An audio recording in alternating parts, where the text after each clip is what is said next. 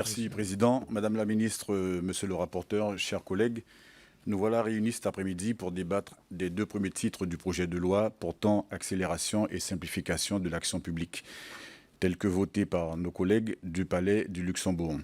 Un texte aux ambitions louables, mais qui cache en réalité toujours moins de services publics et surtout toujours moins d'État, à l'opposé donc de ce qu'attendent les Français.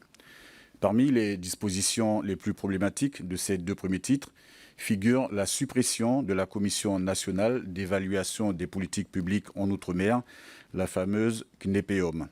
Cet espace de dialogue qui réunit États, parlementaires, conseillers économiques et sociaux et personnalités qualifiées pour analyser l'efficience des politiques publiques mises en œuvre dans nos territoires et en tirer toutes les conséquences, a en effet été mis en place en 2009.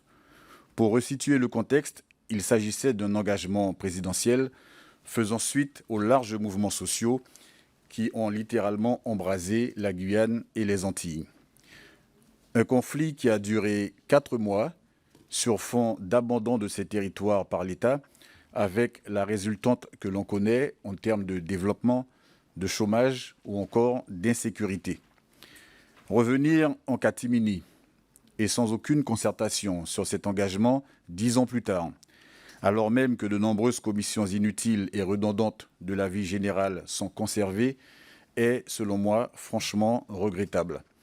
Surtout que vous venez d'effacer les Outre-mer du ministère des Outre-mer, de supprimer France Ô, de faire disparaître la représentation ultramarine au Parlement européen, et tout cela à la veille d'une réforme du CESE qui risque d'invisibiliser encore davantage nos territoires.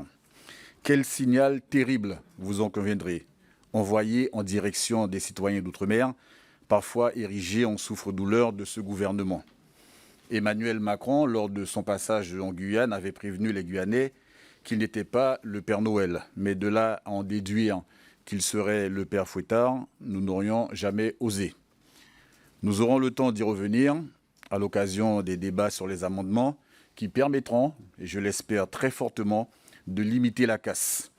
Vous aurez bien compris, chers collègues, qu'en l'état, il ne sera pas possible aux députés du groupe GDR de soutenir pareille entreprise.